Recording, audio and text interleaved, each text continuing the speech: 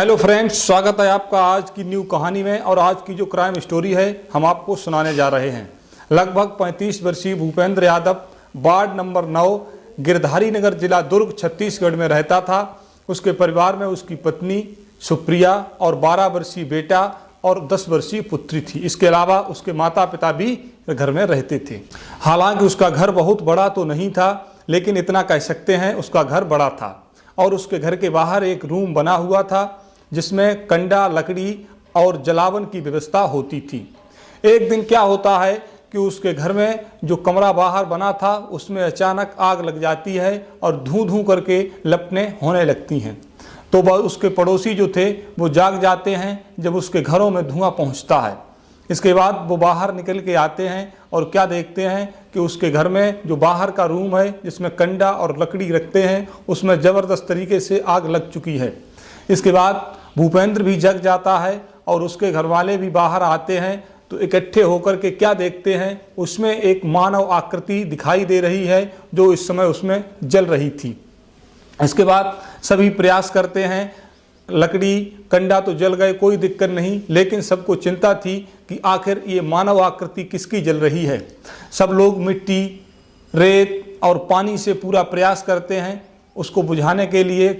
और तब तक कोई एक व्यक्ति फायर ब्रिगेड को फ़ोन कर देता है। तो फायर ब्रिगेड वाले तुरंत ही आ जाते हैं और पूरा प्रयास करते हैं, आग को बुझाने में लग जाते हैं और सभी उस आग पर काबू पा लेते हैं। तब तक कोई व्यक्ति पुलिस को फ़ोन कर देता है तो पुलिस भी मौके पे ही आ जाती है। इसके बाद जैसे ही आग शांत होती है तो पुलिस अपना काम करना शुरू कर देती है। पुलिस उस रूम के अंदर जाती है, देखती है, मुआयना करती है। तो वो क्या पाती है कि एक जोड़ी पायल पड़ी हुई थी और कुछ टूटी हुई कांच की चूड़ियाँ पड़ी हुई थी। तो पुलिस निश्चिंत हो जाती है कि ज़रूर ये मरने वाली किसी स्त्री की चीज़ें रही होंगी। इसके बाद उसके जो भूपेंद्र यादव थे उनसे पुलिस पूछताछ करती है कि आपके घर में कौन कौन स्त्रियां हैं, क्योंकि निश्चित थी ये बात कि बाहर से आकर के तो कोई इसमें जला नहीं होगा, भूपेंद्र यादव के घर की ही कोई स्त्री रही होगी। तो पुलिस जब पूछताछ करती है तो भूपेंद्र यादव बताते हैं मेरे घर में 2 महिलाएं हैं, एक मेरी माँ और दूसरी मेरी पत्नी सुप्रिया। माँ की ओर हाथ उठा के करता है इशारा कि ये मेरी माँ बैठी हुई हैं जो कि बुजुर्ग माँ हैं, और मेरी पत्नी सुप्रिया। इतना कहने के बाद वो इधर उधर देखता है लेकिन उसे कहीं भी उसकी पत्नी सुप्रिया यादव दिखाई नहीं देती है। इसके बाद बाकी लोग भी उसका साथ देते हैं उसकी पत्नी को ढूंढने में, लेकिन उसकी पत्नी कहीं भी दिखाई नहीं देती है। बहुत प्रयास करते हैं तो पुलिस मान लेती है कि ज़रूर ही ये लाश सुप्रिया सुले की रही होगी, वो ही जलकर मर गई होगी। तो भूपेंद्र से पूछता है कि तुम उस समय कहाँ थे जब आग लगी हुई थी। तो भूपेंद्र बताता है रात 12 बजे के करीब की बात है। मैं और मेरे बच्चे सो रहे थे, मैं जाग रहा था, मेरी पत्नी भी जाग रही थी, लेकिन 12 बजे के करीब मुझे नींद आ जाती है और मैं सो जाता हूँ। इसके बाद की घटना मैं नहीं बता सकता कि क्या घटना घटित होती है। यादव परिवार ने मान लिया था कि मरने वाली सुप्रिया ही है, क्योंकि इसके अलावा और कोई उसके घर में था नहीं और सुप्रिया की पायल और चूड़ियाँ जो थी वो मिली हुई थी। इससे ये तो साबित नहीं हो रहा था कि निश्चित तौर पर सुप्रिया है या कोई और है। जब आग ठंडी हो जाती है तो पुलिस उसका सही ढंग से मुआयना करती है तो उसमें एक जली हुई हथेली मिलती है जिसको देखकर बिल्कुल ये नहीं लगता था कि ये 32 वर्षीय महिला की हथेली है। और जो बचे हुए अवशेष थे उनको पुलिस परीक्षण के लिए, पोस्टमार्टम के लिए डॉक्टर के यहाँ भेज देती है।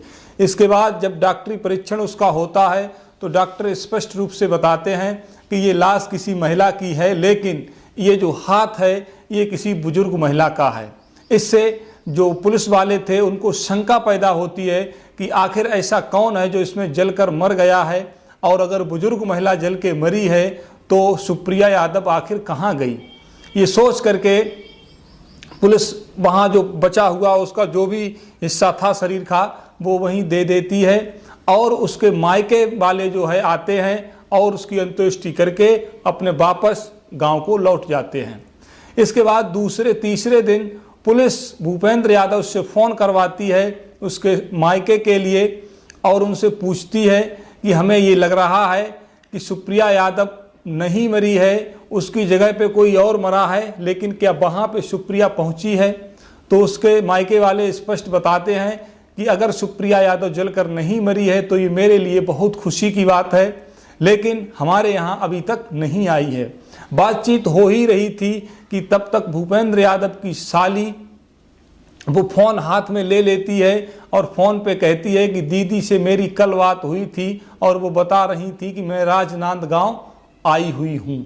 बस इतना प्रूफ पुलिस के लिए काफ़ी था। पुलिस तुरंत ही राजनांदगांव जो था वहाँ के लिए फ़ोन करती है और पुलिस से कहती है कि वहाँ जाके पता करो क्या सुप्रिया वहाँ पे है। तो वहाँ की पुलिस राजनांदगांव पहुँचती है और वहाँ पे देखती है तो वहाँ से सुप्रिया यादव जो थी 1 घंटा पहले निकल चुकी थी।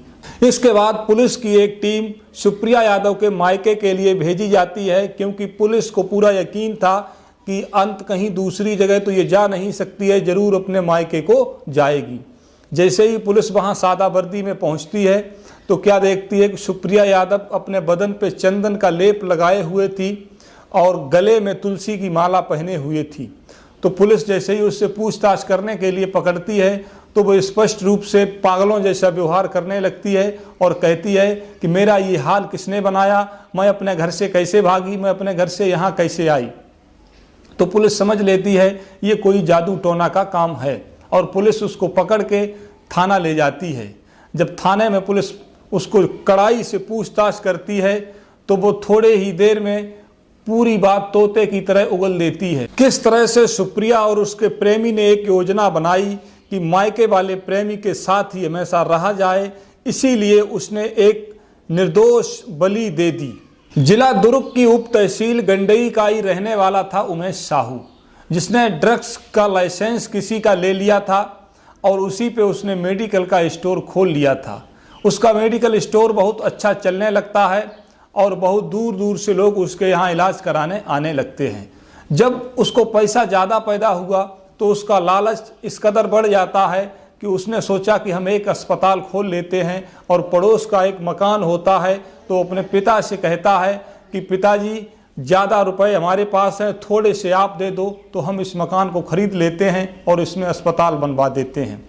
कौन पिता नहीं चाहता है कि मेरा बेटा उन्नति करे, आगे बढ़े। उसके पिता ने भी ऐसा ही किया और वो मकान खरीद लेता है और उसकी तोड़ फोड़ करवा के उसमें एक अस्पताल बनवा देता है छोटा सा। और 2 लड़के जो दूसरे मेडिकल पे काम कर चुके होते हैं उनको अपने यहाँ रख लेता है मेडिकल पे और खुद डॉक्टर बन के इलाज करने लगता है। क्योंकि पहले से ही वो दवा देता था तो होशियार था ही और लोगों को उसकी दवा से फ़ायदा भी होता था, और अब भी उस लोगों को दवाओं से उसकी फ़ायदा होने लगता है। धीरे धीरे वो स्त्रियों का भी इलाज करने लगता है। साल 2 साल 4 साल में वह जो है प्रसिद्ध हो जाता है और एक स्त्री विशेषज्ञ के रूप में उसका नाम आगे आने लगता है। एक दिन ऐसा होता है कि सुप्रिया अपनी दादी के साथ उसके अस्पताल में जाती है। सुप्रिया को पहले से ही देखकर उमेश साहू मोहित हो चुका था, तो उसको जैसे ही देखा अपने अस्पताल में बहुत खुश हो जाता है और पूछता है कि आखिर क्या समस्या है आपको। तो सुप्रिया यादव कहती है कि मुझे नहीं मालूम, मेरी दादी से पूछ लो। तो उसकी दादी बताती हैं कि इसके पेशाब की जगह पे खुजली पड़ती रहती है। तो वो बहुत खुश हो जाता है और सुप्रिया को ले जाके अंदर अस्पताल में पहुंचता है। इसके बाद उसका इलाज करता है और इसी इलाज के दौरान वो उसके साथ संभोग करता है। 1 बार करता है, 2 बार करता है। धीरे धीरे उन दोनों में मोहब्बत इस कदर बढ़ जाती है कि एक दूसरे के बगैर जीना उन्हें हराम लगने लगता है।